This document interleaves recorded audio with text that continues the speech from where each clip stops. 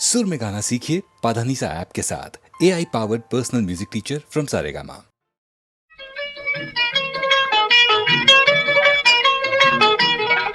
तेरी चाल पे सनम मैं तो मर गया है? गोरे गाल की कसम ये जिगर गया। अरे चाचा, तेरी चाल पे सनम मैं तो मर गया, गोरे गाल की कसम ये जिगर गया। जरा डाल तो इधर एक प्यार की नजर मेरी गोरिये हो मेरी सोनिए। चले सामने से हट फरियाद की तुम कर दूंगी मेरा पट मत मार तुम। ये बात है। चल सामने से हट फरियाद की तुम वो कर दूंगी मेरा पट मत मार तुम।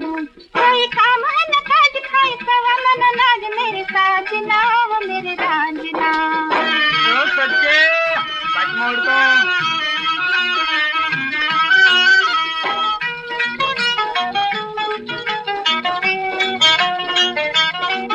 गोरे मुखड़े पे तिल और फिर ये अदा,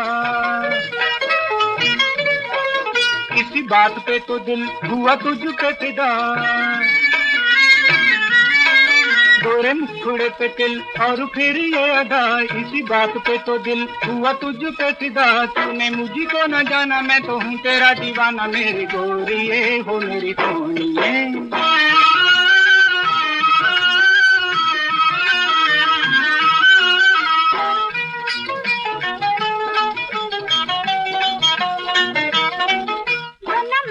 लंगूरी रही तुमकी कसर। अच्छा जी।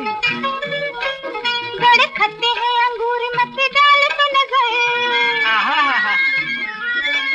बना मजनू लंगूर रही तुमकी कसर। बड़े खट्टे हैं अंगूर मत डाल तो नजर। कुछ आएगा न हाथ कभी बनेगी न बात मेरे साजना हो मेरे रांझना।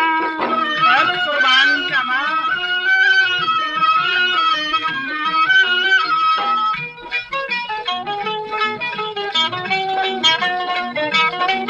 तेरे साथ सच्ची सच्ची मुझे प्यार हो गया।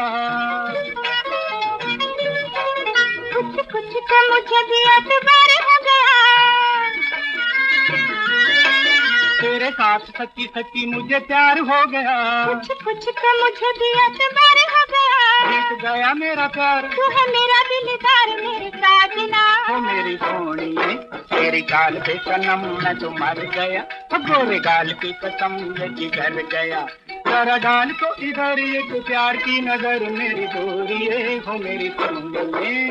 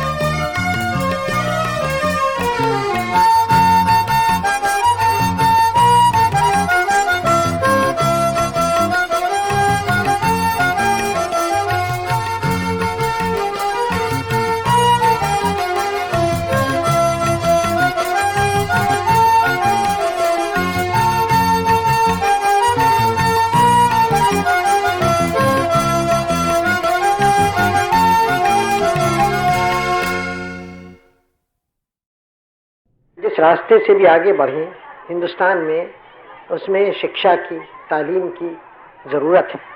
हर एक की, लोग कहा करते हैं कि मैथ एजुकेशन हो, हर एक को मौका मिले, बल्कि मजबूरी हो। ठीक है, वो बातें होनी चाहिए और होंगी, लेकिन आखिर में शिक्षा किस तरह की है, दो बातों पे दारोमदार है। यानी कहाँ तक वो कौम को आगे ले जाती है और उसको एक मजबूत ज़मीन पर कायम रखती है, खाली हवाई नहीं कर देती, और कहाँ तक वो आजकल की मजबूती भी हो और कहाँ तक आजकल की दुनिया की हवा जो है उसको भी वो समझती है। तो ख़ासकर जो हमारे देश में समझा जाता है कि जिधर एक कौम का ध्यान कुछ न कुछ हमेशा रहा है। हर देश ये समझता है कि आपके देश में खूबी नहीं है। हर देश वाले समझते हैं कि हम किसी न किसी बात में ज़्यादा पहुँचे हुए हैं। दूसरे देश में जाइए, दूसरे देश वाले समझते हैं अपने निस्बत। लाचारी है, कमज़ोरी है हर इंसान की, हर कौम की, कि अपने को ज़्यादा जानता है, अपनी कौम को ज़्यादा उसके निस्बत राय कायम कर सकता है और ज़रा दूर होती है। तो दो बातों को जोड़ दिया, आजकल की दुनिया, साइंस और ऐसी चीज़ जो आजकल और कल जो गुजर गया और कल जो आने वाला है, हर ज़माने में जिसकी गालिबन ज़रूरत रहेगी, यानी रूहानियत या स्पिरिचुअलिटी, इन दोनों को जोड़ने से गालिबन नतीजा अच्छा हो।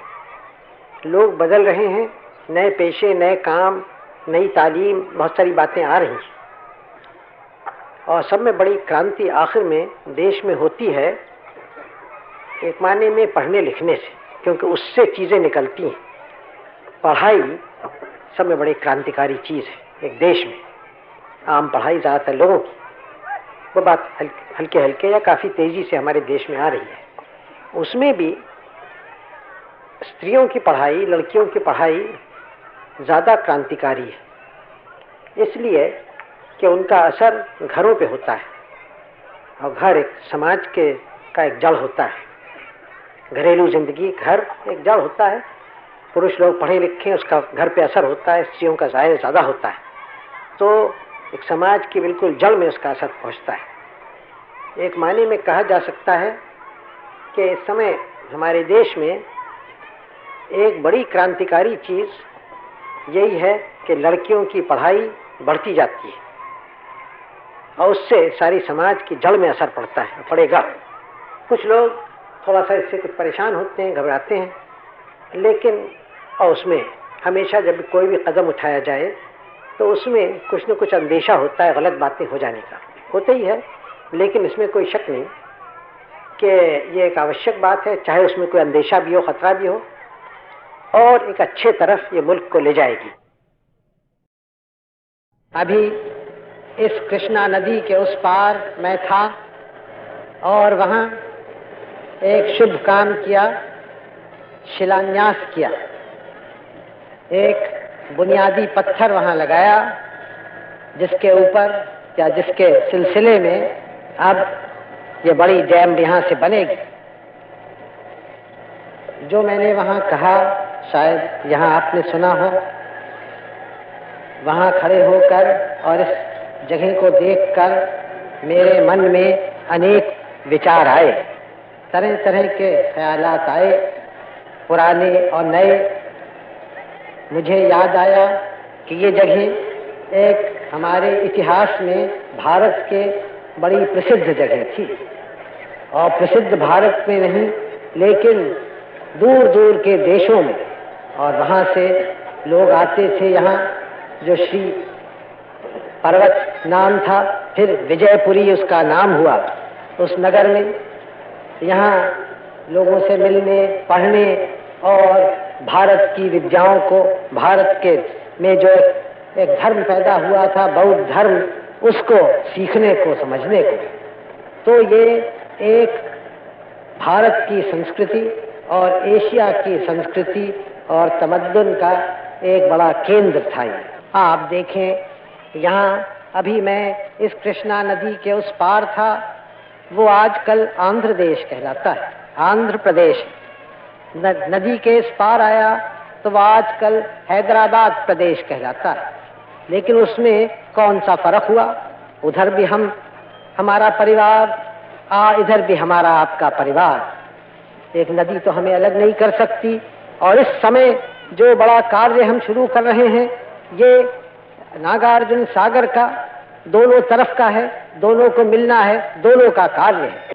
इसी तरह से इस काम को हम एक दूसरे के सहयोग से कर सकते हैं। अलग अलग करें तो काम ठीक नहीं हो। इसी तरह से भारत भर में जो बड़े बड़े कार्य हो रहे हैं, वो सब एक दूसरे के सहयोग से हों, क्योंकि सारा भारत आपका है। आपका खाली ये जिला और हैदराबाद प्रदेश नहीं या आंध्र देश नहीं, आपका तो सारा भारत है, आपका और मेरा। हम अपने इस बड़ी जायदाद को, बड़ी विरासत को कम क्यों करें, थोड़ा क्यों करें। हिमालय से लेके कन्याकुमारी तक ये भारत आप सबों का है, और हिमालय से लेके कन्याकुमारी तक और सब दक्षिण और उत्तर सब मेरा है, और हम आपके हैं, आप हमारे हैं। हम एक बड़ा परिवार है इस देश में। थोड़ी देर के लिए हम अपने अलग अलग प्रदेशों को भूल जाएं। मैं उत्तर प्रदेश का रहने वाला, या आप इधर के दक्षिण में रहने वाले, और हम सोचें कि हम सब इस महान देश भारतवर्ष के रहने वाले हैं। दुनिया में हमारा आदर होता है तो इसलिए कि हम भारतीय हैं, इसलिए नहीं कि मैं उत्तर प्रदेश से आया और आप हैदराबाद या आंध्र से आए। भारत का नाम है, और जो भारत का नागरिक है उसका इसलिए आदर है कि भारत से वो आता है। हम और आप यहाँ जो आज जमा हैं, ये एक पवित्र स्थान है, पाक जगह, क्योंकि यहाँ हमारे बुजुर्गों ने हजारों बरस हुए बड़े बड़े विचार किए, बड़े बड़े कार्य किए, और उनके विचार दुनिया में फैले। यहाँ एक बड़ी विद्यापीठ थी, उसके आचार्य नागार्जुन अध्यक्ष थे। उनका नाम अब तक प्रसिद्ध है, और उनका नाम भारत में नहीं, चीन और जापान में और तिब्बत में, इन देशों में प्रसिद्ध है। शायद आप और हम तो भूल भी गए हों, लेकिन और देशों में अब तक उनका नाम मशहूर है, प्रसिद्ध है। इतने महापुरुष वो थे। तो हम एक पवित्र स्थान पर है, और यहाँ एक नगर था जिसका उस समय नाम विजयपुरी था। उस समय के जो बड़े राजा लोग थे उन्होंने बनाया था। तो नाम भी एक सुंदर नाम है, और जो काम हम आज कर रहे हैं वो भी एक विजय का काम है। जनता की विजय, जनता की भलाई, उनकी दुख दूर हो, तो इससे बड़ी विजय क्या हो सकती है। मैं आशा करता हूं कि फिर से यहाँ एक नगर बसेगा इस बड़े सागर के आसपास, जो सागर बनने वाला है, और शायद उचित हो, मुनासिब हो अगर उस नगर का नाम भी आप विजयपुरी रखें। आज विजयपुरी, मैंने आपसे कहा किस बात के ऊपर विजय। पहले राजा महाराजा लोग एक दूसरे से लड़ाई लड़ते थे, अब भी बड़े बड़े देश एक दूसरे से लड़ाई लड़ा करते हैं, लेकिन आप जानते हैं कि हमारा ध्येय यह है कि हम कोई लड़ाई न लड़ें, शांति से चलें। लेकिन एक लड़ाई हम लड़ेंगे, किसी देश से नहीं, किसी कौम से नहीं, किसी पुरुष से नहीं, लेकिन एक महायुद्ध हम लड़ना चाहते हैं हमारे देश की दरिद्रता से और गरीबी से। तो ये जो यहाँ विजयपुरी हो, वो एक विजय की निशानी हो कि इस लड़ाई में जो देश की दरिद्रता से हम लड़ें, कि उसको दबाएं, उसको हराएं और उसको इस देश से निकाल दें।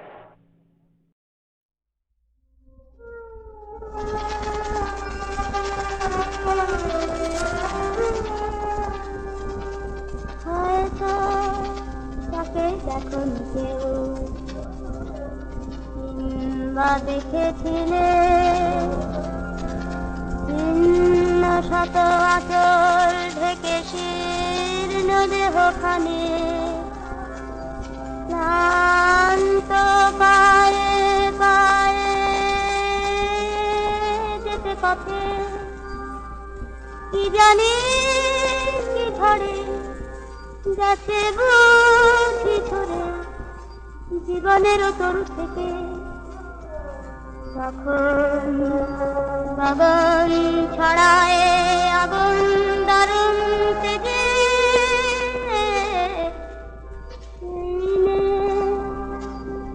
দুটি শীর্ণ বাহু তুলে বসে ক্ষুধায় জ্বলে জ্বলে, অন্ন মেঘে মেঘে ফেরে প্রাসাদ পানে সে।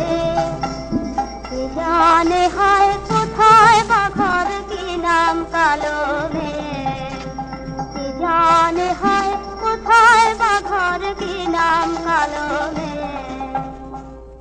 হয়তো বা সেই ময়না পাড়ার মাঠের কালো মেঘ, হয়তো বা মেঘলা দিনে কবির স্বপ্নে ছবি সেই মেঘ, হয়তো বা সেই ময়না পাড়ার মাঠের কালো মেঘ, হয়তো বা জীবন নদীর খরস্রোতে ভাসা মহাকালের জ্বলন্ত জিজ্ঞাসা। কেন কবির স্বপ্ন কুসুম বিকল হয়ে ঝরে, হয়তো তাকেই কৃষ্ণকলি বলে কবি গুরু তুমি চিনেছিলে, হয়তো তাকেই কৃষ্ণকলি বলে কবি গুরু তুমি চিনেছিলে। কল্পলোকের মাধুরীমার কুসুম কি হয় গেল ধরে, হয়তো তাকেই কৃষ্ণকলি বলে কবি গুরু তুমি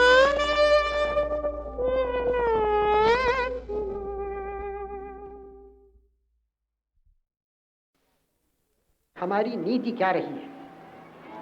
बिल्कुल साफ रही है, यानी कि हम सब मुल्कों से दोस्ती करें, सहयोग करें, लेकिन किसी फौजी अलायंस में न शरीक हों, किसी फौजी समझौता किसी मुल्क से और से न करें, मिलिट्री अलायंस। हम ये जो आजकल के दुनिया के ब्लॉक्स हैं, एक तरफ एक ज़बरदस्त गिरोह मुल्कों का, दूसरे तरफ दूसरा, उसमें शरीक न हो, दोस्ती हम हर एक से करें। दोस्ती का माने ये नहीं है कि हम किसी अपने उसूल को छोड़ दें, हम किसी बात में उनसे दबें या उनसे कोई मदद मिले तो ऐसी शर्त को हम मंजूर करें जिससे हमारी आज़ादी या हक फैसला करने का किसी बात में ज़रा भी कम होता है। ये हमारी नीति रही, जिसको नॉन अलाइनमेंट की नीति कहते हैं, नॉन कमिटमेंट की। तो ये रही इस 10 बरस से, और 10 बरस से भी कैसे रही, ये 10 बरस की नहीं है। अगर ज़रा आप पीछे जाइए, कम से कम 10 बरस के 20 बरस पहले कांग्रेस के आप रेजोल्यूशन वगैरह देखिए, वो सब इसी तरफ इशारा करते हैं। उस वक्त ये सवाल आज के तो नहीं थे, लेकिन दिमाग उसी तरफ झुकता था, क्योंकि एक ही तरीका था हिंदुस्तान के बढ़ने का और दुनिया के सवालों का सामना करने का। तो वो उस वक्त था। चुनाचे हम आसानी से, बगैर बहुत गौर भी किए, इस नतीजे पे पहुँचे कि हम इस ढंग से हमारी फॉरेन पॉलिसी चलेगी। पहले लोगों को शकूक हुए और मुल्कों के उस पर, लेकिन हल्के हल्के और मुल्क, और ऐसे मुल्क भी जो हमारे मुखालिफ थे, जो पसंद नहीं करते थे, उन्होंने भी तस्लीम किया कि जो हिंदुस्तान की इसमें पॉलिसी है वो एक तो अमन पसंद है और अमन को, पीस को इससे फ़ायदा होता है, और दूसरे यहाँ तक तस्लीम किया जो हमारे जो मुल्क थे इन फौजी ब्लॉक्स में, कि हाँ ये मुनासिब है कि हिंदुस्तान ऐसी पॉलिसी रखे। खैर वो कैसे पसंद करें न करें, हिंदुस्तान की इज्जत बढ़ी, हिंदुस्तान का असर बढ़ा, हिंदुस्तान की ताकत बढ़ी इस पॉलिसी से, और दोस्ती हर जगह रही।